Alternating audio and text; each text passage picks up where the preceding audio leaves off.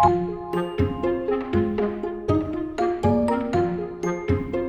que eles se tornassem acessíveis, para que essas pessoas pudessem ter acesso.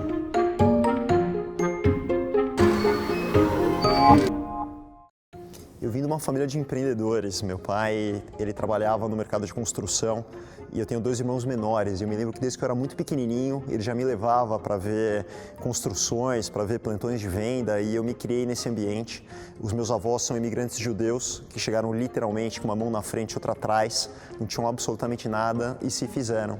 E eu também, desde que eu me conheço por gente, eu frequentava as lojas, essa parte do comércio, cliente, falar um pouquinho dessas transações e acho que isso me influenciou muito em ver todo o exemplo que eles deram, de como eles venceram, de como eles superaram os desafios e também esse amor, essa dedicação ao negócio por uma vontade também de se superar, dar uma condição bacana para os filhos e para a sociedade.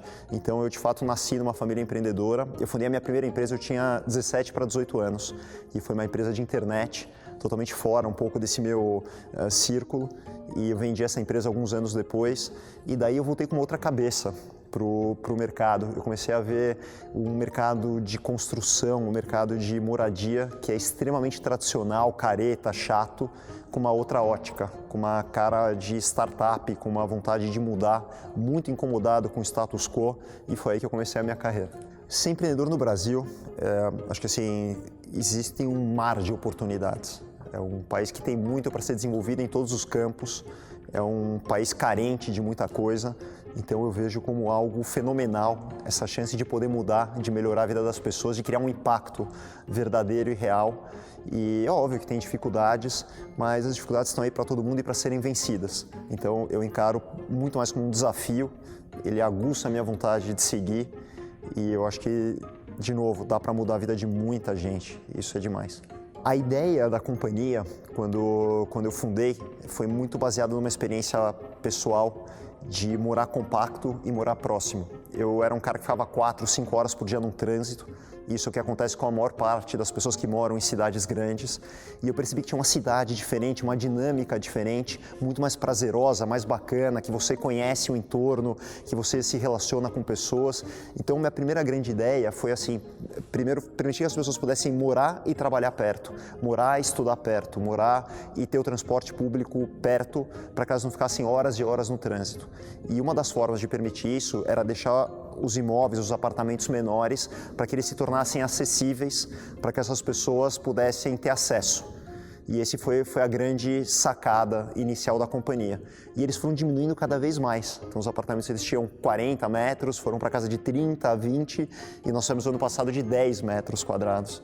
E daí me perguntam assim, pô, mas 10 metros, como é que é? Menor que a cela do Lula? Como é que é essa história? Eu falo, cara, toda vez que eu encontro um cliente meu, ninguém nunca me falou, pô, mas eu tô morando pequeno, tá apertado, eu sinto falta. Sabe o que eu ouço? Eu ouço as pessoas me falarem assim, você mudou minha vida, eu não fico mais no trânsito, agora eu tenho tempo para praticar um exercício, eu tô conseguindo fazer uma pós-graduação, eu tô gastando menos tempo com os afazeres domésticos, eu não gasto mais aquela grana enorme em IPTU e condomínio e eu tô vivendo super bem. Então, o espaço é relativo. E nós criamos várias tecnologias para suprir esse espaço menor. Então, desde a tecnologia de imobiliário, da tecnologia de espaço, e principalmente eu uso muito a economia compartilhada. Então eu acredito que as áreas comuns, os prédios, na verdade eles são uma continuação da casa da pessoa. Então, para que eu vou ter a minha sala de jantar própria se eu posso convidar as pessoas para irem na sala de jantar no térreo? Eu tenho um coworking, então eu posso descer e trabalhar. Eu tenho uma academia no estado da arte, então eu vou me exercitar. Então, eu moro, na verdade, em 10 metros quadrados, mas eu usufruo de 1.000, 2.000, 3.000 metros. E mais legal do que isso, eu me relaciono com pessoas. Então, eu vou na cozinha compartilhada, o meu amigo está cozinhando e eu vou lá e eu tenho um super relacionamento. Eu faço uma festa para os meus amigos, tem o meu vizinho também fazendo uma festa, a gente junta e cria um ambiente social super bacana, algo que falta muito hoje na vida das pessoas. Então, na verdade, é um estilo de vida completamente diferente, é muito mais do que um apartamento compacto. A ideia é criar uma filosofia nova e reinventar a forma como as pessoas vivem hoje nas cidades. Então, quando eu fundei a empresa, eu peguei um baita de um limão, que assim, o mercado estava super difícil, tinha acontecido uma crise gigantesca mundial que começou nos Estados Unidos, e eu falei, vou começar a minha empresa. Estava extremamente incomodado, inquieto, querendo mudar tudo. As empresas tinham feito IPOs, então estava todo mundo super capitalizado. Falou, pô, o que esse moleque aqui vai querer agora começar e tudo mais? Então, daquela visão que eu tinha de que as pessoas poderiam se livrar do trânsito, viver de uma forma mais bacana na cidade, eu falei, eu vou inventar um conceito de apartamento compacto e perto de onde as pessoas precisam estar. Então, o meu grande limão era como superar e como fazer. Existia um estigma que o apartamento pequeno, ou ele era, não existia o estúdio, que foi o conceito que a gente criou, né, que é algo descolado, bacana. Então, existiam as kitnets, que eram super mal vistas, e existia um conceito de flats também, que estava super desgastado.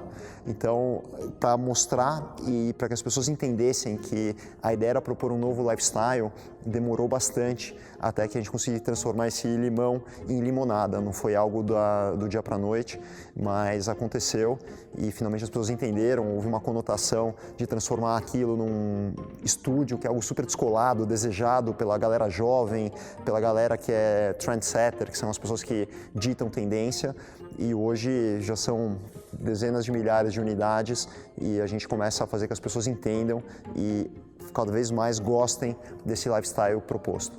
Tem 3 livros que eu adoro, de muitos que eu leio. Na verdade, eu sou um cara mais de ver vídeos, eu sou alucinado por ver vídeos mais do que ler. Mas tem 3 livros que me marcaram demais. Um que se chama Bilionários, que é incrível, são várias lições das pessoas que realmente mudaram, escalaram e fizeram grande diferença no mundo. Então ele tem várias lições que são incríveis. Um outro livro que me marcou muito, que é a biografia do Jobs, que é um cara que eu admiro demais, assim, em todos os aspectos. Óbvio que tem também características dele, da vida pessoal e tudo, mas um cara que mudou o mundo, que desafiou o status quo, me inspira demais a biografia dele. Um outro que eu li também que me ajuda muito na forma de pensar, que se chama Os Segredos da Mente Milionária, que também é algo que me faz muito bem e eu já li e reli várias vezes. Então acho que são 3 livros que com certeza fariam parte da minha biblioteca em qualquer lugar. Eu tenho várias frases que eu repito como um mantra para minha equipe, para os meus filhos. Tem uma que eu carrego sempre comigo, que é nunca, nunca, nunca, nunca concorde com o status quo. Então eu vejo as pessoas concordando e aceitando algo simplesmente porque ele está lá e não questionam, não se incomodam, não tentam mudar. Então isso é uma coisa que eu incentivo sempre a desafiar, sempre a tentar mudar e criar algo melhor. Jamais pensei em abandonar o Brasil, nunca se passou pela minha cabeça. Acho que com tudo que nós podemos elencar de problemas, é uma terra que eu amo, eu sou apaixonado por São Paulo. É a minha cidade, é onde eu conheço cada pequeno lugar, eu conheço a fundo e eu amo de paixão. É o lugar onde eu quero ter a minha família, onde eu quero mudar e empreender fora do país, sim, mas como base, como a cidade de coração e o país que é a minha pátria, é o Brasil. Falar um pouquinho de estilo de gestão. Na verdade, nós crescemos de uma forma orgânica. E eu não sou nenhum expert em teorias de gestão, foi muito acontecendo de uma forma empírica. E eu acredito muito na liderança pelo exemplo, tanto do meu exemplo quanto no exemplo dos meus líderes frente às equipes. E eu acho que eu tenho o estilo de delegar muito. Eu acredito numa linha de pessoas mais próximas e que eu delego para eles, eu tento inspirar eles, colocar eles, incentivar que eles vão adiante, que eles tenham esse intuito, esse incômodo e que eles consigam transmitir isso para a equipe. E daí fica numa função de CEO muito mais de garantir uma boa execução daquilo que é essencial. E a empresa vai crescendo, criando suas novas lideranças. E o mais difícil, acho que para um CEO, quando começa a crescer, quando começa a escalar, é não ter mais tudo à mão, né? Você começa a ter que delegar e não saber de um monte de coisa, mas eu vibro. Quando acontece uma coisa que não passou por mim e ela de fato acontece e está mudando o negócio ou fez uma diferença, eu vibro. Eu acho demais, eu incentivo muito. Eu não pensei porque nunca se passou pela minha cabeça. Eu tive 3 meses de carteira assinada na minha vida.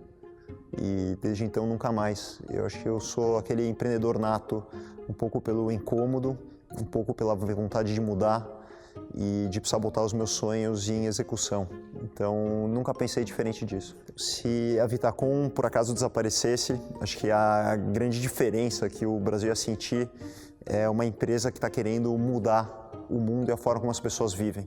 e mais do que isso, resolver o problema de moradias, que hoje é gigantesco no país. São mais de 7 milhões de pessoas, de casas, pessoas que não conseguem ter a sua própria casa.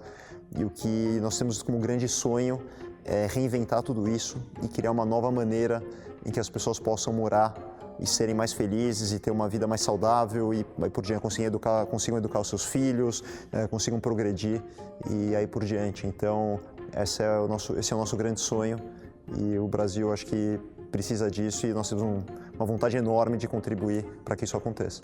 A minha família é de origem judaica e um dos preceitos grandes do judaísmo é você repartir. Tem um lado altruísta que nós chamamos de tzedakah, que tzedakah nada mais é do que a tua contribuição para o mundo. Então, se você ganhou, você tem que, de alguma forma, repartir isso. Então, ajudar muito, mas eu acho que tem um ponto ainda mais legal do que esse princípio, que é o teu próprio negócio fazer o bem. Então, quando a gente está provendo moradia, quando a gente está mudando a vida de pessoas, tirando elas do trânsito, permitindo que elas tenham a sua própria casa, que elas morem, acho que isso é a essência. Isso é um privilégio enorme. Eu vejo muitas empresas que poluem o oceano e fazem uma doação para a causa dos golfinhos. Eu não acredito nisso. Eu acho que o fundamento, o fazer o bem, tem que ser a própria empresa criando isso. E eu me considero uma pessoa privilegiada de ter o meu sonho de poder praticar esse bem, gerar uma mudança positiva na sociedade, nas pessoas que hoje estão com a gente. Acho que isso é a maior satisfação que um empresário pode ter, que um empreendedor pode ter na sua vida.